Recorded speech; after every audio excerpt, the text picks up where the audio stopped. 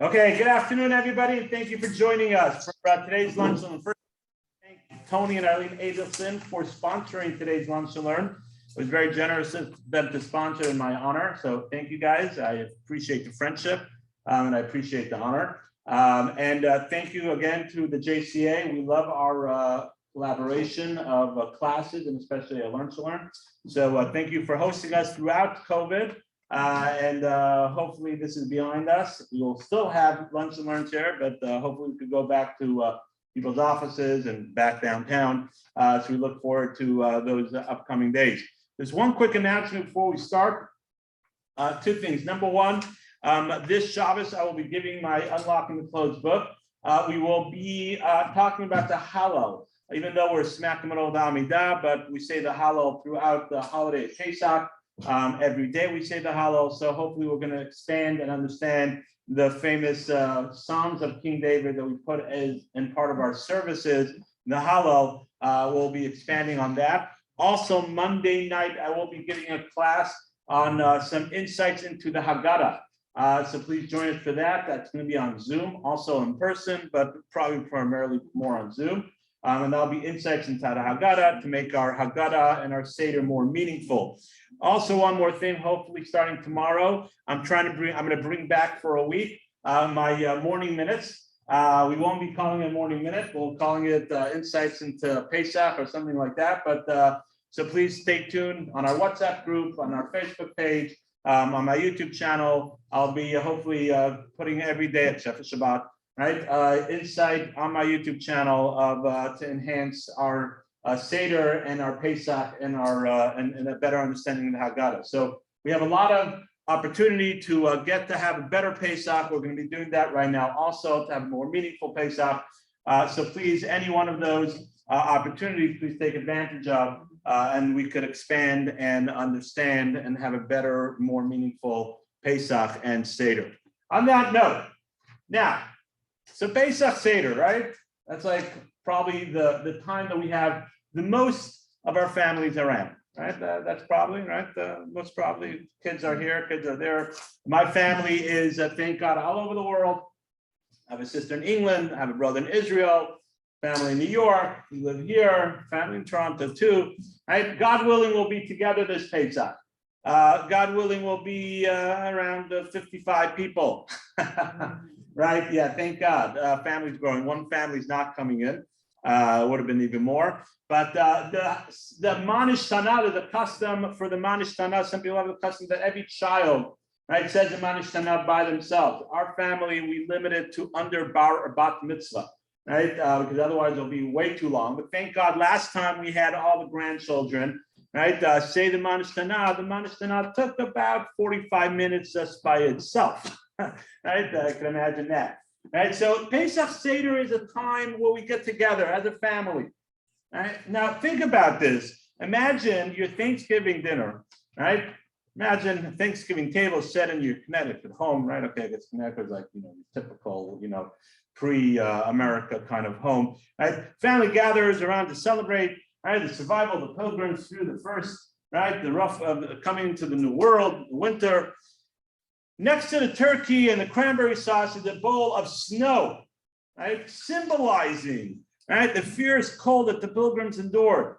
Next to that is the emblem of the graveyards to remember the 45 out of 102, right, out of 102 pilgrims who perished during the first winter.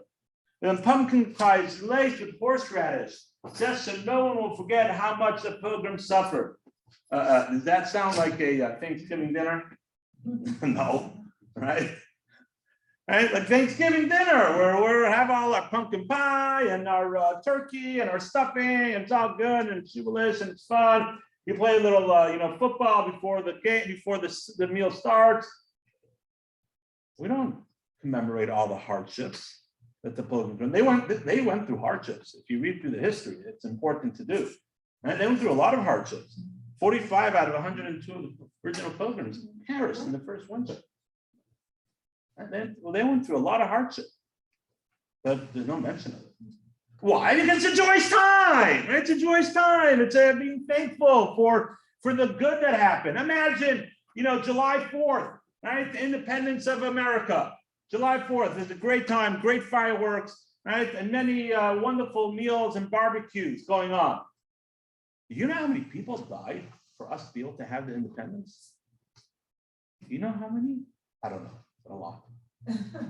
I don't know. That's because you could probably Google it and it'll probably be the wrong number, because either from people that originally voiced their voice and were persecuted by the monarchs, and people that actually fought originally, the original militias, and then when it became a more organized army, tons and tons of people were killed for us to be able to have our independence,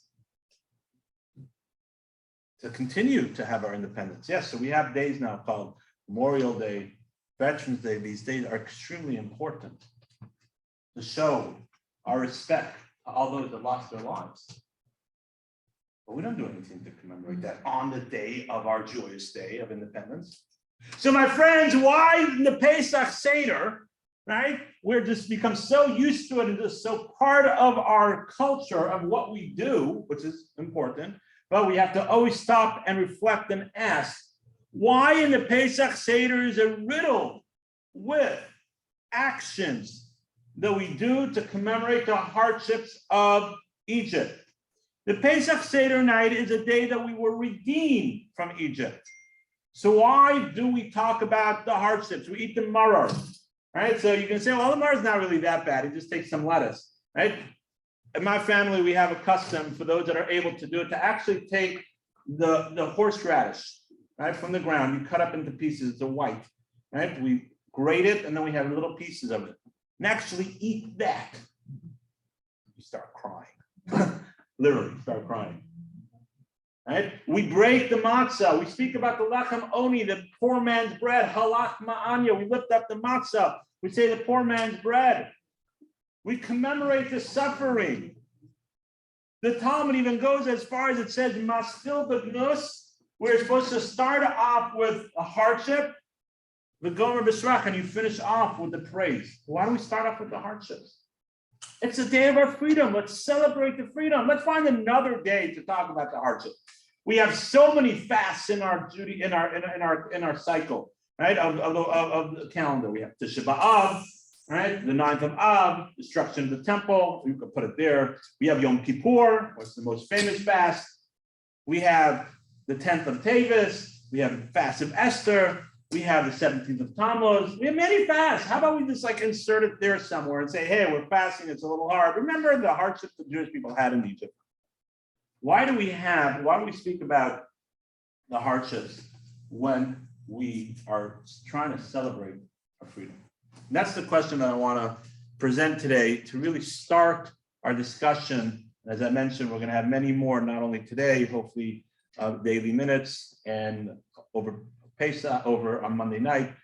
But this, I want to start, I think this is a very important place because it's a holiday of freedom. What is true freedom? So everybody's familiar. Any thoughts before we start, before we move on? I like interaction. Anybody want to suggest? Go ahead, Alex. I just think that it makes like the bitter herbs, it amplifies everything else that's not bitter. So it amplifies like the good part of it. Okay, so when you recognize the hardship, then you're able to appreciate the good more. Okay, good idea. And Well, not just that, it amplifies. You understand it's good, but then it Right. I understand. Okay, we'll expand on that hopefully a little later. Any other thoughts? Anybody else? Okay, so let's move on. So everybody's familiar with Moses' rally cry. Let my people go. Right? We're all familiar with that. Let my people go. That was actually not Moses' cry. It was actually the Almighty, right? Hashem himself who told, right? Let my people go. But what's the rest of the verse? Right? What's more importantly is the rest of the verse. What is the rest of the verse? What did God say? Let my people go and do what? Serve me. Very good. Right? What's the rest of the word? When God told Moshe to tell Pharaoh, let my people go, it wasn't just let my people go and let's have a good time. Right? Let's go get some tequilas on the beach. Right? Sounds like fun. Be nice. Maybe another time. Right? But what does it mean, let my people go? Right? Let my people go, right? And come and serve me on the mountain. So freedom, the concept of freedom has to be part of something. Simon Fjord said, most people do not really want freedom. Listen to this, it's a very powerful quote. Most people do not want freedom. Why? right? Because freedom involves responsibility. And most people are frightened of responsibility. Let me say that again. Most people do not really want freedom because freedom involves responsibility. Most people are frightened of responsibility. So let's go back, as Suzette said, what is the end of the quote? God told Moses to say to Pharaoh, let my people go so they may serve me. Not just let my people go, but let my people go with a purpose. Not just any purpose, but that they may serve the Almighty. Let's expand on this for a second, okay? Why are most people scared of freedom, responsibility? What does it mean? I'm okay. I want to be my own boss, right? I wanted this. I wanted that. I want to be able to do this. I'm sick of school already, right? I'm still sick of having tests, right? I'll do my own thing, right? Most teenagers think that they could live on their own. People think they could do that. What does it mean, responsibility? Responsibility to who? Responsibility to yourself, yes. Responsibility to your family. Responsibility to your community. A responsibility for the purpose of our existence in this world. There's more than just, we think the responsibility is to ourselves. That's true. It's responsibility to your family, responsibility to your community, and responsibility to the purpose of the world itself. I was talking to a friend of mine, he doesn't live here in town, and he was all excited. It was going back 4 years ago, 4 or 5 years ago. He was working for a company, and I forgot what it was insurance or something, I don't remember what it was, working for a big company, and he built himself up, and he got his own clients, right? And he said, you know what, I'm gonna go on my own. I'm gonna go on my own. I said, okay, great. If you think you could do it, go for it. A year and a half later, right, he's back working for the original company. I said, what happened? What happened? I said, I thought you were all excited going on your own. He said, I didn't realize, right, what it takes to actually be a boss. He had workers. He said, by being a boss, I'm now responsible for each one of those people. I just couldn't hack it. I was losing my mind. I'd rather let someone else have that responsibility, right? Of making sure that payroll, making sure that they're everything they need is what they need, and then for me and for my family, and I couldn't hack it. I'll rather make a little less money, as we call it, menucha shenefesh, have a satisfied soul, right? To not have a little more peace of mind. I'll rather work for the other company. I'll rather work for someone else. That's what it means. We are seeking for freedom, but we're scared of freedom. What is our responsibility? What is the freedom that Hashem gave us through the holiday of Pesach, right? Which is true freedom. What is our responsibility? If we want to home in on it. So we said, serve me, right? Okay, that's a very broad thing, right? Okay, the Torah 613 mitzvahs, right? Very nice. It's an overall arching thing to get closer to God. But how are we able to connect? What is it supposed to actually take out of Pesach? So I want to suggest, based off a passage in the Talmud, and then we're going to get back to the original question, and we're going to expand on this idea. I want to suggest the holiday of Pesach. What's the name of Pesach? We did this Purim, remember? And before Purim, we went through this. What is the name of Purim? Right? What the names have significance, not just because happen to pick that name out of the hat. That's the name of the holiday. Every name has a purpose, has a meaning, a connection to the name of the purpose of the holiday.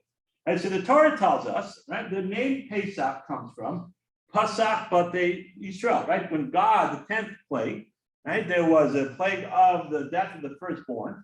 So God jumped over Pesach. He jumped over the homes of the Jewish people. He saved the firstborn of the Jewish people. And therefore, the name is called Pesach comes from the concept of jumping over and saving the firstborn. And that's a concept of God showing that we're his people. He protected us in a time of need, right? One of the greatest signs of that someone is yours and you are indebted to them is when you protect them. You have that responsibility again of protecting them, like a mother to a child, a father to a child, right? Someone that you're real close, protecting them. True brotherhood in the army is a person that jumps onto that line to protect everybody else. And so God protected us. So the name of the holiday, right, is one of the ideas, and we're going to suggest another one, but just important to know what the Torah tells us, is the name of the holiday is that God is protecting us. Pesach Bat Mitzrayim, God protected us, and therefore it's called Leil Shimurim, the night of watching. God watches over us. I remember growing up, right? There's a custom, some people, I guess if you live in a really dangerous neighborhood, not to do it. Remember, we left the door unlocked, our front door unlocked, right? To signify that we believe that God is truly the one that's always watching over us. And there's an extra special energy on the night of Pesach that God is watching over us. There's a custom to say the Shema, right? Half of the Shema every night, right? As before one goes to bed, as a sign of protection of God. Shema Yisrael, Hashem Elokeinu, Hashem Echad. That's one of our fundamental beliefs, that God is one, right? When we say the Shema, and there's a custom to say that before we go to sleep. Seder night, we don't say the whole Shema. We only say a little bit of it to show again that we believe that there's an energy of extra protection going on at that night. That's an important idea to remember. That's what the Seder night represents. But the Talmud gives another suggestion based off Kabbalah. There's one suggestion doesn't mean to say that the other one's wrong, right? There's many different lessons that we can learn from. Another lesson the Talmud tells us is the word Pesach, when you split the word, comes from Peh, Sach, right? Peh means the mouth in Hebrew, and in Lashon HaKodesh, it's a biblical term. Peh, the mouth, Sach, open. Open your mouth. Open your mouth. Now, we're very familiar that in the Pesach Seder, we open up our mouth many times, right? We say the Manashtana, we sing about the Medinu, right? We speak about the four sons, right? We say Dayenu, right? I know some people like saying Dayenu, okay, it's enough, let's just move on to the food, right? But Dayenu, we speak about the 10 plagues. There's some people Seders go on extremely late. Our family Seder usually goes till about 1:32 in the morning. Right? We say different Bar Torahs, different insights into the Seder. I know some of that goes till 4 in the morning, right? Other people's goes to 10, 11. I see Mike's like shaking his head. Okay, that's not for me, right? Right? But it's definitely an experience, right? Ours usually goes about 1:30, 2 o'clock in the morning, right? Again, we're starting later because we can't start until after sundown, right? But Pesach, it's a time when we speak. It's a time that we communicate, right? We have a conversation. That's the idea. The emphasis of Pesach is the power of speech. I saw brought down from Rav Yitzchak Berkowitz, it's not on here. Yitzchak Berkowitz is the head of the yeshiva called Eish HaTorah. You might have heard of it. There's a website called eish.com. Very worthwhile website to go to. Yitzchak Berkowitz heads the whole yeshiva after Rav Noach Weinberg, of blessed memory, passed away. Right? The founder of the yeshiva, Yitzchak Berkowitz, now runs that yeshiva. And I saw an article once that he poses an interesting question that I think fits very well here. He said, why do we have the whole Pesach? Wouldn't it be much better, right? Especially now with our technology, if let's say we had a movie, I mean there are, but they're not really accurate, so just FYI. Right, about the Exodus of Egypt. Why don't we sit around on our armchairs or our couch, eating little matzah bites, right, and having and drinking, Slimovitz, right, or some other. There's actually some good kosher whiskey. There's a good just FYI, right? There's a very good vodka, a sugarcane vodka made out of sugarcane that's kosher for Pesach. Right, FYI. Right, I had it. Where did you get it? I got it for a present. No, you could actually get. I think the kosher liquor, whatever these websites, you could get it on there. Right, sugarcane vodka, sweet potato vodka, very good. They're kosher. There's kosher for Pesach. What is right? it called? I don't know. Let's talk about it. It's important to know. These are extremely important. Okay, so what did you take out of Rabbi Feigenbaum's class today? Well, he talked about sugarcane vodka and sweet potato vodka. Oh, okay, great. That will definitely enhance our Seder, right? Make it a lot more exciting, right? But there are kosher, whiskey. So why don't we just sit around and watch the movie? Why don't we sit around and and just read a book about it? Why don't we have to have the whole idea of the Seder right? It takes so long. We don't get to our food. And I remember one time we had a couple growing up in my parents' house, right? I was probably 13, 14. We had a couple that came their first time ever at a religious Seder, right? At a religious Seder. And they left around 12 a.m., right? They left around 12 a.m. and we didn't get to the real food yet, right? They said it was like too late, they had to leave. So my father asked them like the next time he saw them, so what do you think about the Seder? He said, Rabbi, I don't know what's wrong with you guys. All we had was matzah and lettuce, matzah and lettuce. That's all we had, like, right? Yes, you don't get to the food too much later. Why? Actually, why do we set the Seder like this? Right? Why don't we just sit around, have a good time, have a barbecue, shoot some, as we said, some fireworks. I don't know. Let's watch a movie about the Exodus of Egypt. Why is Seder night set up in the way, right, where we ask questions, we have different concepts, and what's the point? And he says, like we just said, because the power of the Seder is the ability to communicate. I know that's something that's lost upon us in our day and age. Now, I was talking to a teenager, I won't mention who, right? But my daughter, right? And she wants a phone, right? She doesn't have a phone yet, and I think everybody knows this already, right? But she wants a phone. We didn't get her a phone yet. I believe that there's no need for her to have a phone. We have a phone at home, right? But she said, "But how am I supposed to communicate with my friends?" I said, "Actually talking to them." She said, "Oh, no one talks that way anymore." Like, really? It's like emojis and two letters and an emoji. I said, okay, well, it's a good practice to start learning how to talk, right? Actually communicating with people, right? So no phone for you for a little while, right? But the studies actually show, and this is a really important factor to remember. Studies actually show, right, that teenagers nowadays have a much harder time interviewing, a much harder time connecting with people at work or relationships, is because in school they're sitting around the table or in a coffee shop, whatever it is, and they're just texting each other. They're not actually doing a full sentence. Huh? I don't always do a full sentence either now, right? But this is their form of communication.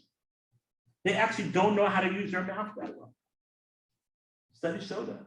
So there's tremendous benefit from phones and connections and all that stuff, but we have to be very careful, right? Not to lose track of one of our greatest qualities is our ability to communicate. And that's what we do on the Seder night, is communicate. We ask questions, right? We talk, right? We talk about the Exodus. We speak to our parents, right? We speak to our children. We create a line that is dating back all the way to the Exodus of Egypt, showing that this is something that we are connected to. This is something that happened to us and is transmitted over from father to son, father to daughter, mother to son, mother to daughter. It's passed in generation and communication, talking. Pesach, open our mouth. Our mouths are one of the most powerful things that we have. Right? Rav Hutner says, right? Rav Hutner, who passed away in the 90s, early 90s, late 80s, is an American-born rabbi who went to Europe in the early 1900s to study at yeshivot there. And Rav Hutner says something very interesting. Rav Hutner says that Maimonides, in his famous commentary, right? He divides each book to a different section. And the laws that pertain to talking, vows, and other such things, he calls the name of it, he calls it Pella. Now, what does Pella mean in English? Pella means to say, literally, you could say that's a Pella, that's a wonder, right? That's what Pella means. Pella means a wonder. But Pella also comes from the concept of peh, our mouth. And that's why he calls the laws that are pertain to vows and swearings and different things that pertain to our speech. He calls it Pella because our mouth, really, our ability to speak is a wonder. It's a spiritual concept, right? We can't see our speech, right? When we speak something out, we can't see it, but it creates a reality. Our speech could determine someone's future. You say one word about someone, and if you have a little influence, even if you don't, nowadays you just spread something out there. Right? Called Lashon Hara, the concept of evil talk. We give a class every Wednesday morning on this. We could create, right? We know stock markets have gone up and down by one or two words of someone in influence, right? We know that happens, right? Values of things, the importance of someone. There's a story that is told about a rabbi that came to America, a European rabbi that came to America in the early 1900s, and he had a tremendous ability to communicate and to talk, and people were really excited that he's going to really, change and influence people. And he gave his first talk in the Lower East Side. That's where the majority of the Jewish people were at the time. He gave his first talk, and he wore a polka dotted tie. I guess he didn't realize, polka dotted tie. Right? Thank God I don't wear polka dotted ties anymore. Right? But never did. Right? But he wore a polka dotted tie. And he spoke beautifully. But there was one person in the crowd. We call it a litzan, someone that just tries to make a joke out of everything, a joker. And he whispered to his friend, "Hey, you see his polka dotted tie? Right? Isn't that funny? Polka dotted tie." And that person said it over to the next person. And before you know it, people did not hear what he was saying. They were just focused on his polka dotted tie. And that ruined him. He had to go back to Europe. He couldn't make any more influence. He couldn't influence anybody. Because now people just associate, this polka dotted tie rabbi. Right? And everything now was a polka dotted tie. Now anything he tried to say was clouded by people when they heard saying in a cynical way the polka dotted tie rabbi. Our words create. Our words are powerful. On Pesach, we are creating the future of the Jewish people. We are creating the future of our family. It is the beginning of our nationhood. When we became free people, what is the freedom that we are seeking? Right? If you look at this next page, we have freedom to serve God, as we said, or reject him. We have the freedom to use the special power that God gave us, speech in his service or against him. Speech to a certain degree is more powerful than something physical. We have the ability to reach higher with our speech, with our prayer, right? With speaking positive, giving over to next generation, asking questions to truly understand, or we could use our speech for negative. We could call someone the polka dotted rabbi. We could say negative things about a family or about a kid, and that's it, it's ruined. We could say something and the stock market goes down, and we could say something negative, make a joke about our Judaism, and that's the person that heard is not going to go to synagogue now for the next year because they heard some derogatory thing about a synagogue or something. We just, either we meant it or just meant jokingly, but our words have power. We have the freedom on Pesach night to use our words for the right thing, for something positive. And we're going to get to the next part in 1 minute. Why? Back to the original question. Why do we start the Seder with hardship? Why, in the day of our freedom, do we go ahead and emphasize the slavery, the hardship that we had? So, as Alex was saying, sometimes when you experience and remember the hardship, you appreciate, and it amplifies the positive, the freedom that we have. But to expand on that a little bit, right? What we're doing is we're showing what could happen to our freedom if we use something in a negative way, right? Tradition tells us that why were the Jewish people sent down to Egypt? There's many different reasons. But Abraham questioned God. How am I going to know? He questioned God when he wasn't supposed to question God. He uttered those words. Now, on Abraham's high level of perfectionist, right, God saw that was a root problem in the foundation of the Jewish people. And therefore, we have to go to the exile to sort of cleanse us. And that's a whole new topic I don't want to get into. But the point I'm trying to bring out is, as we see what we're saying, the hardship that we went through is to root out a problem in our speech. That Abraham asked God, how am I going to know? You're going to say the questioning is very important. The way we ask something is very important. In the Seder night, right? What do we have? We have the 4 children. We have a chacham, a wise person, not a tzaddik, not a righteous person, a chacham, a wise person, and a rasha, an evil person. Ask the commentaries, what's the difference between the chacham and the rasha? What's the difference? If you read through the words in the Haggadah, and I highly recommend to look at the words are almost exactly the same. The question's almost exactly the same kind of question. So why is the chacham praised and we give an answer about the carbon Pesach? And the rasha, what do we do to the rasha? Knock out his tooth. Right? Dentists are all happy about that one. Right? We knock out his tooth. Right? Not literally, but in a concept, right? Not literally knock out their tooth. What's the difference? And the commentaries explain there's many different answers, but one of the answers that is given is the way he asked the question. Remember, my mother always would say this at the Pesach Seder, right? She would always make sure that we were reminded as kids this idea, right? The way the question was asked, the chacham, why is he wise? Not a righteous person, not necessarily knows so much, but why is he considered wise? Because when he's asking the question to expand his knowledge, his or her knowledge. They want to know more, right? They know they don't know enough, but they want to understand, and therefore, you guys, what's going on here? I don't know, right? Why did God take us out of here? Well, why would we slay? What, right? I want to understand.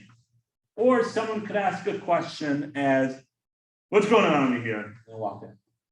And I'm sure we've all experienced that every once in a while. And someone that's asking just to antagonize, someone that's asking just to poke fun. As they say, it's a rhetorical question, they don't really want that answer. They don't care about the answer, right?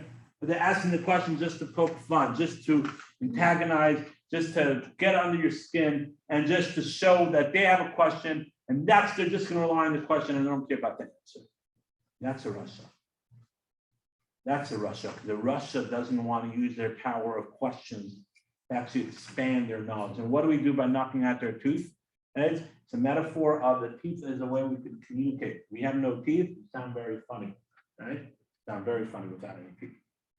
Teeth allow the speech to come out properly. So we knock out the tooth to remind them that it's a gift that we have to be able to articulate ourselves and to ask questions properly, reflect on that. We think the way you're asking questions. It's a separate point. But the point I'm trying to bring out is the power of speech that we have. We could be a chacham, ask the question properly, utilize our freedom properly, remember where we came from, remember the hardships, right? Remember the freedom that we have, or, God forbid, use it for negative. It's our free will, it's our choice what to do with it. Use it for negative too. Let's talk about a couple of things that are apropos to our days of how we could take this power of freedom and apply it into our lives.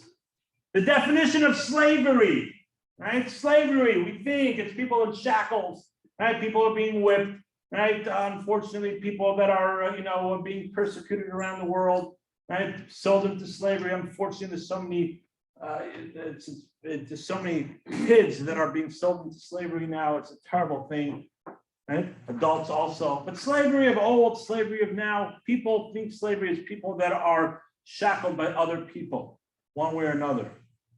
Slavery, my friend, is something very different also. Slaves have no personal interest in what he does. He works just a means to free himself temporarily from the oppressor's master. That's what slavery is. You actually translate slavery, right? Slavery is not a person that's not doing something for themselves, right? But is doing just the means to free himself from his temporary, the oppressor's master. But someone doesn't have to be controlled physically to be called a slave. Listen to this. When someone has no intellectual interest to perform a certain action and does not only claim an inner desire, he or she is enslaved to that impulse. We have many things in our lives that we're slaves to. One of those things is this gadget right here, and things that come from that gadget. Slavery is when we are not in control of what we do and what we don't do. When we are doing things because society tells us we have to be a certain way, when we're doing things because my neighbor has that, we're doing things because people are going to look bad at me or going to look at me funny wearing a kilt out on the street, right? We have many things that we are slaves to. We are slaves to how other people perceive us. We're still slaves. Without any shackles, we could be driving a very fancy car, we could have a very fancy suit on. You could be eating some, gourmet food somewhere. But you're truly a slave. You're a slave to your environment. You're enslaved to what other people are thinking about you. You're not actually free. The gift that Hashem gave us on Pesach, the freedom that Hashem gave us is the freedom Pesach. We have the ability to question. God is not going to put a gun to our head and say we have to do something. There's consequences to our actions. As you said, Shannon Short said, people are scared of freedom because of the responsibility that comes from it. But God gave us the freedom to be able to choose what to do, to be able to wear a kippah more often, to eat a little more kosher, to send our kids to Jewish day school or Hebrew school, wherever one is holding, to make sure that our Jewish community has the funds and the resources to expand our Jewish knowledge in the city. Whatever stage someone's holding, whatever resources God gave them, it's our freedom to choose to use that for good or bad.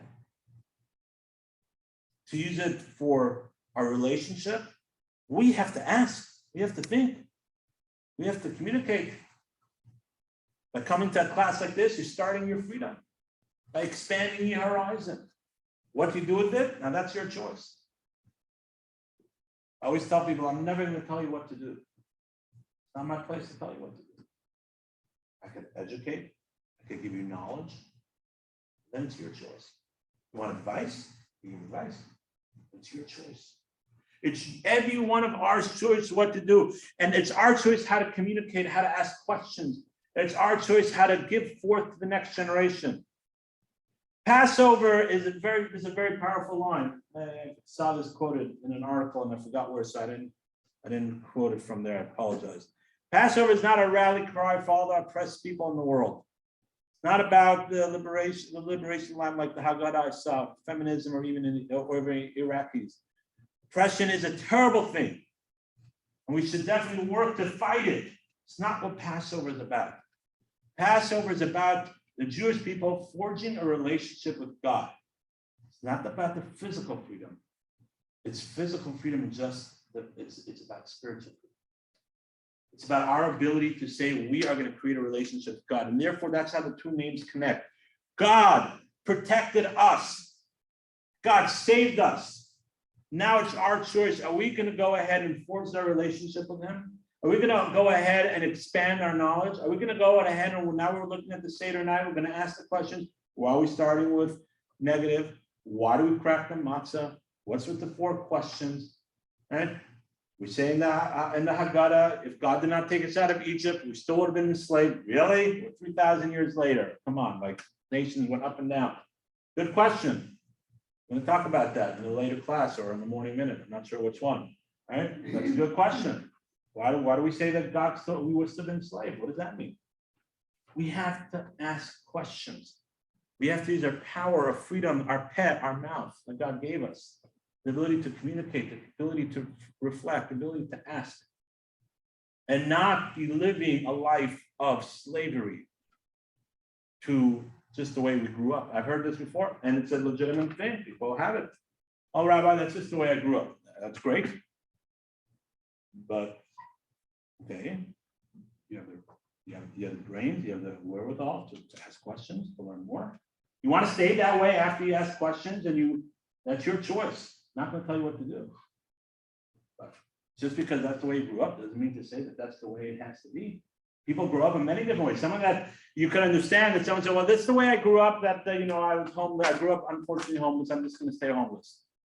We're going to say, no, you have the opportunity. Go to public school, start off in public school, and then go to community college.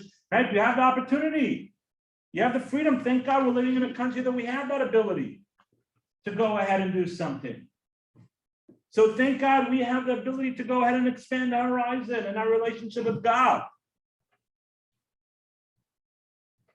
That is the power of the true freedom that God gave us. And that's what Pesach is all about. You got to lebencha, tell your child. It's our ability to teach, our ability to question, our ability to expand our true horizon, our true knowledge. That's what Pesach's all about. That's what the true freedom. As we started off, God said, let my people go and serve me on the mountaintop. And to say to inquire, what is it serving God on the mountaintop? They didn't bring any sacrifices there. Torah doesn't tell us about any sacrifices that were brought on the mountaintop. They didn't dance around in a circle of fire, things like that. What was the service that they served God? They listened to the 10 Commandments. Moshe came and brought down the Torah, and they listened to the Torah that Moshe gave them. We serve God by learning. We serve God by exploring. Now, if we decide that that's something that resonates with us, if we truly explore the existence of the universe, the existence of God in our lives, the belief in the Torah, so then we go ahead and we act on it. I believe in the Torah. So then what the Torah tells me, I have to do, because there's consequences to do it. It's not all or nothing. It's one step at a time. And we spoke about this in other classes, many classes, that we still have that struggle. God put free will into this world. He gave us desires. He gave us hardships. We just have to climb one step at a time. But we have to go ahead and start exploring. We have to go ahead and start researching. And that's what the Holiday of Pesach is truly about. That's a true freedom that we represent. And therefore, we don't sit around the couch and watch a movie, right? We don't have fireworks, right? Or play mahjong or play football or whatever it is. It's really recognizing that it's the reality, the responsibility of knowing where we come from, knowing what God did to us by saving us and giving us that ability. The oppression of Mitzrayim was not necessarily just the physical oppression, but it was a lack of ability to expand our knowledge. And that's the freedom that God gave us. And that's how we're really emphasizing the true freedom by recognizing what the true oppression was and the freedom that God gave us. So let's all go into the Holiday of Pesach, right? With this tremendous knowledge that it's within our hands, within our grasp. It's our ability to truly free ourselves or to stay enslaved to the society that we live in. Stay enslaved to the whims of what other people live in, or when other people look at you or want you. Or are we going to grab the bull by the horns? Are we going to say, no, I'm going to start and pave a new path for myself and for my family? And say, I'm going to explore. I'm going to become an explorer. I'm going to start asking questions. I'm going to start listening to more classes. There's so many online. My YouTube channel, and on many other places, Torah.org, ace.com, and many other resources. I'm going to start exploring and see where that takes me. Because I want to be a true free person. And that's the Holiday of Pesach. True freedom is the ability to make our own choices. Thank you all, everybody, for joining us. Right? Again, big thank you to the Adelson, Tony, and Arlene for sponsoring today's Lunch and Learn. There will be, again, another Lunch and Learn after Pesach. I don't remember the date, but if someone wants to sponsor that, please feel free to be in touch with me regarding that. I look forward to seeing y'all, or feel free to listen to my YouTube channel for the different videos that'll be going on. And everybody have a wonderful day. Thank you. Thank you. Got the co-op, right?